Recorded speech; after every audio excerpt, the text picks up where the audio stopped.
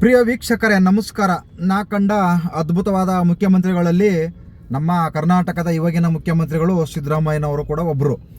ಆ ಒಂದು ನಿನ್ನೆ ಅಧಿವೇಶನದಲ್ಲಿ ಬೆಳಗಾವಿ ಏನು ಚಳಿಗಾಲದ ಅಧಿವೇಶನ ನಡೀತಾ ಇದೆ, ಅಲ್ಲಿ ಏನು ಮಾತಾಡ್ತಾರೆ ಅಂದರೆ ಒಂದು 20 ಸೆಕೆಂಡ್ ವಿಡಿಯೋ ಇದೆ, ನೋಡ್ಕೊಂಬನ್ನಿ, ಆಮೇಲೆ ಅದಕ್ಕೆ ಉತ್ತರ ಕೊಡ್ತೀನಿ. 2019ರಲ್ಲಿ ಅವ್ರಿಗೆ ಆಶೀರ್ವಾದ ಮಾಡಿದ್ರ, ಜೆಡಿಎಸ್ ಜೊತೆ ಹೋದ್ರಿ, ಅವ್ರ ಮನೆ ಬಾಗಿಲಿಗೆ ಹೋಗಿದ್ರಿ, ಜೆಡಿಎಸ್ ಜೊತೆ ನಾವು ಮಾಡಿರ್ಲಿಲ್ಲ, ನಾವು ಅವ್ರ ಮನೆಗೂ ಹೋಗಿರ್ಲಿಲ್ಲ. ಹೋಗಿದ್ರು ಅಂತ ಹೇಳ್ತಾರಲ್ಲ ಸರ್, ಅವ್ರು ಹೇಳಿದ್ರೆ ಅವ್ರ ಸಾವಿರ ಹೇಳ್ತಾರೆ,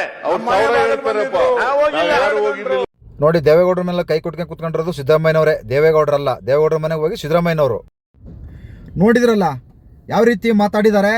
ನಾವು ಅವ್ರ ಮನೆಗೆ ಹೋಗಿರಲಿಲ್ಲ, ಸಾವಿರ ಹೇಳ್ತಾರೆ ಅಂದರೆ ಇವ್ರು ಹೇಳೋದೆಲ್ಲ ಸತ್ಯ, ಬೇರೆ ಹೇಳೋದೆಲ್ಲ ಬರೀ ಸುಳ್ಳೆ. ಹಂಗಾದ್ರೆ ಎಷ್ಟು ಸುಳ್ಳು ಹೇಳ್ತಾರೆ ಕಣ್ಣು ಮುಂದೆನೇ ಇದೆ. 2018ರ ಚುನಾವಣೆಯಲ್ಲಿ ಕರ್ನಾಟಕದ ಮತದಾರರು ಅತಂತ್ರ ಮಾಡಿದ್ರು. JDS, ಕಾಂಗ್ರೆಸ್ಸು, BJP ಈ ರೀತಿ 3 ಪಕ್ಷಕ್ಕೂ ಓಟ್ ಹಾಕಿ ಅರ್ಧಂಬರ್ಧ ಮಾಡಿ ಯಾವುದೇ ಪಕ್ಷನ ಅಧಿಕಾರಕ್ಕೆ ತಂದಿರಲಿಲ್ಲ. ಇಲ್ಲಿ ಎರಡೂ ರಾಷ್ಟ್ರೀಯ ಪಕ್ಷಗಳು JDS ಅವರ ಮನೆ ಬಾಗಿಲಲ್ಲಿ ನಿಂತ್ಕೊಂಡಿದ್ರು.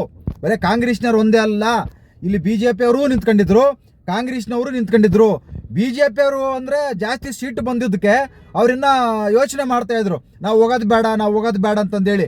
ಅವರು ಪರ್ಚೇಸ್ ಮಾಡೋಕ್ಕೆ, ಯಾಕಂದ್ರೆ 100 ಸೀಟ್ ಬಂದಿತ್ತಲ್ವಾ, ಇನ್ನೊಂದು 14 ಜನ ಪರ್ಚೇಸ್ ಮಾಡಿಬಿಡೋಣ, ನಮ್ಮ ಹತ್ರ ಸಿಕ್ಕಾಪಟ್ಟೆ ದುಡ್ಡಿದೆ ಅಂತಂದೇಳಿ ಆ ರೀತಿ ಇದ್ದರು. ಆದರೆ JDSನವರು ತಟಸ್ಥವಾಗಿದ್ದರು, ಯಾವ ಪಕ್ಷಕ್ಕೂ ಹೋಗೋದು ಬೇಡ. ಯಾಕಂದರೆ ಚುನಾವಣೆಯಲ್ಲಿ ಅವರು ಮಾತು ಕೊಟ್ಟಿದ್ರು, ನನ್ನ ಪಕ್ಷನ ಪೂರ್ತಿ ಬಹುಮತ ತರಲಿಲ್ಲ ಅಂದರೆ ನಾನು ಯಾವ ಪಕ್ಷಕ್ಕೂ ಬೆಂಬಲನೂ ಕೊಡಲ್ಲ, ಯಾಕಂದರೆ ನಾನು ಪಕ್ಷ ವಿಸರ್ಜನೆ ಮಾಡ್ತೀನಿ ಅಂತ ಹೇಳಿದರು ಕುಮಾರಣ್ಣವರು. ಅದೇ ರೀತಿ ಇದ್ದರು ಅವರು. ಆದರೆ ಇದೇ ಇವತ್ತಿನ ಮುಖ್ಯಮಂತ್ರಿಗಳು, ಉಪಮುಖ್ಯಮಂತ್ರಿಗಳು, ಇವತ್ತಿನ ರಾಷ್ಟ್ರೀಯ ಅಧ್ಯಕ್ಷರು ಮತ್ತು ಇನ್ನೂ ಸುಮಾರು ಜನ ನಾಯಕರುಗಳು ದೇವೇಗೌಡರ ಮನೆಗೆ ಹೋಗಿ ನಾವು ಕುಮಾರಣ್ಣನವ್ರನ್ನೇ ಮುಖ್ಯಮಂತ್ರಿ ಮಾಡ್ತೀವಿ, 5 ವರ್ಷ ಅವರೇ ಮುಖ್ಯಮಂತ್ರಿ ಇರಲಿ, ನಮಗೆ ಸಪೋರ್ಟ್ ಮಾಡಿ, ಈ ಕೋಮವಾದಿ ಪಕ್ಷ BJPಯನ್ನು ತರಬಾರ್ದು, ಅಧಿಕಾರಕ್ಕೆ ಇಡಬಾರ್ದು ಅಂತಂದು ಹೇಳಿ ದೇವೇಗೌಡರ ಮನೆ ಬಾಗಿಲಲ್ಲಿ ಹೋಗಿ ನಿಂತ್ಕೊಂಡದ್ದು ಇದೇ ಕಾಂಗ್ರೆಸ್ನವರು. ಸೋನಿಯಾ ಗಾಂಧಿ ಅವರಲ್ಲ, ರಾಹುಲ್ ಗಾಂಧಿ ಅವರಲ್ಲ, ಅಲ್ಲಿ ಹೈಕಮಾಂಡ್ನವರೆಲ್ಲ ಬಂದು ನಿಂತ್ಕೊಂಡದ್ದು ಇದೇ ಕರ್ನಾಟಕದ ಕಾಂಗ್ರೆಸ್ ನಾಯಕರುಗಳು, ಇಡೀ ಕಾಂಗ್ರೆಸ್ ಟೀಮು. ಮಲ್ಲಿಕಾರ್ಜುನ ಖರ್ಗೆ ಆಗಿರ್ಬೋದು, ರಾಮಲಿಂಗ ರೆಡ್ಡಿ ಅವರಾಗಿರ್ಬೋದು, ಇನ್ನು ಅನೇಕ ಜನ ಕಾಂಗ್ರೆಸ್ ನಾಯಕರು, ಇದೇ ಮುಖ್ಯಮಂತ್ರಿಗಳು, ಉಪಮುಖ್ಯಮಂತ್ರಿಗಳು ಹೋಗಿ ದೇವೇಗೌಡರ ಮನೆ ಬಾಗಿಲಲ್ಲಿ ನಿಂತ್ಕೊಂಡಿದ್ರು. ಕುಮಾರಸ್ವಾಮಿ ಅವರು ಮುಖ್ಯಮಂತ್ರಿ ಮಾಡ್ತೀವಿ, ಅವ್ರಿಗೆ 5 ವರ್ಷ ಸಂಪೂರ್ಣ ಬಹುಮತ ಮಾಡಿಕೊಡ್ತೀವಿ ಅಂತಂದು ಹೇಳ್ಬಿಟ್ಟು ಕೈ ಕಟ್ಕೊಂಡು ಹೋಗಿ ದೇವೇಗೌಡರ ಮುಂದೆ ಇದೇ ಮುಖ್ಯಮಂತ್ರಿಗಳು ಸಿದ್ದರಾಮಯ್ಯನವರು ಕುಂತ್ಕೊಂಡಿದ್ರಲ್ಲಿ. ಇವತ್ತು ವಿಧಾನಸೌಧದಲ್ಲಿ ಸುಳ್ಳು ಹೇಳ್ತಾ ಇದ್ದಾರೆ. ವಿಧಾನಸೌಧ ಅಧಿವೇಶನದಲ್ಲಿ ಎಷ್ಟು ಸುಳ್ಳು ಹೇಳ್ತಾ ಇದ್ದಾರೆ. ಇನ್ನೆಲ್ಲ ಯಾವ್ದಾರ ವೇದಿಕೆ ಮೇಲೆ ಹೇಳಿದ್ರೆ ಅದನ್ನು ಕೆಲಸಕ್ಕೆ ತಗೊಂತಾನೆ ಇರಲಿಲ್ಲ. ವಿಧಾನಸೌಧದಲ್ಲಿ ಚಳಿಗಾಲದ ಅಧಿವೇಶನ ನಡೀತಾ ಇದೆ, ಅಲ್ಲಿ ಅವರು ಮಾತಾಡೋದೆಲ್ಲ ರೆಕಾರ್ಡ್ ಆಗುತ್ತೆ, ಅವೆಲ್ಲ ಒಂದು ಭದ್ರವಾಗಿರ್ತವೆ. ಅಂಥ ಅಧಿವೇಶನದಲ್ಲಿ ಇವರು ಸುಳ್ಳು ಹೇಳ್ತಾ ಇದ್ದಾರೆ. ಅಂದರೆ ನಾವು ಎಲ್ಲಿದ್ದೀವಿ ಅನ್ನೋದು ಅವ್ರಿಗೆ ಪರಿಜ್ಞಾನನಿಲ್ಲ, ಆ ರೀತಿ ಸುಳ್ಳು ಹೇಳ್ತಾ ಇದ್ದಾರೆ. ಒಬ್ಬ ಮುಖ್ಯಮಂತ್ರಿಗಳಾಗಿ ಅದು 2018ರದು ವಿರೋಧ ಪಕ್ಷದವರು ಮಾತಾಡಿದರು, ಅವ್ರು ಹೇಳಿದರು, ಅದು ಬಿಟ್ಬಿಟ್ಟು ಇವರು ಹೋಗಿದ್ವಿ ಅಂತ ಒಂದು ಮಾತು ಹೇಳಿದ್ರೆ ಆಗಿರೋದು. ನಾವು ಹೋಗಿಲ್ಲ, ಅವರೇ ಬಂದಿದ್ದರು. ಅಲ್ಲಿ ಪದ್ಮನಾಭದಲ್ಲಿ ಇರೋದು ಏನು ಸೋನಿಯಾ ಗಾಂಧಿ ಅವ್ರ ಮನೆನಾ, ಇಲ್ಲ ಸಿದ್ದರಾಮಯ್ಯನವ್ರ ಮನೆಯಾ, ಇಲ್ಲ ಮಲ್ಲಿಕಾರ್ಜುನ ಅವ್ರ ಮನೆಯವರ? ದೇವೇಗೌಡರ ಮನೆಗೆ ಹೋಗಿದ್ದು ನೀವು ಸ್ವಾಮಿ. ಇಂದು ತೆಗೆದು ನೋಡ್ಕೊಳ್ಳಿ ವಿಡಿಯೋಗಳು. ಆ ಚಾನಲ್ ಅವ್ರು ಎಷ್ಟು ಜನ ವಿಡಿಯೋ ಮಾಡವ್ರೆ, ಎಷ್ಟು ವಿಡಿಯೋಗಳು ಇದ್ದಾವೆ. ಅವ್ರ ಮನೆಗೆ ಹೋಗಿ ಕೈ ಕಟ್ಕೊಂಡು ಕೂತ್ಕೊಂಡಿದ್ದು ಯಾರು? ಕುಮಾರಸ್ವಾಮಿ ಅವರಲ್ಲ, ಸೋನಿಯಾ ಗಾಂಧಿ ಅವ್ರ ಮನೆಗೆ, ದೇವೇಗೌಡರ ಮನೆಗೆ.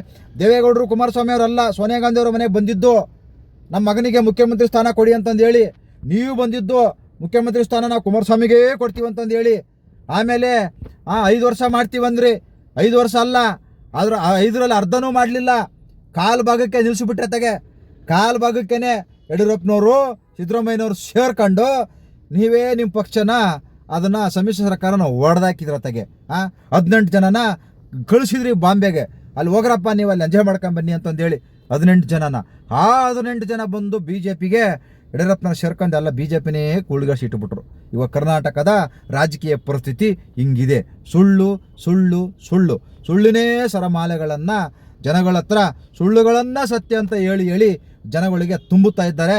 ಆದರೆ ನಮ್ಮ ಜನಗಳು ನಿಜವಾಗ್ಲೂ ಬುದ್ಧಿವಂತರೇ ಆಗಿದ್ದರೆ, ನಿಜವಾಗ್ಲೂ ವಿದ್ಯಾವಂತರೇ ಆಗಿದ್ದರೆ ಇಂಥ ಸುಳ್ಳನ್ನು ನಂಬುವವರು ನೀವು ಓದಿರೋದು ಕಲ್ತಿರೋದು ವೇಸ್ಟೇ.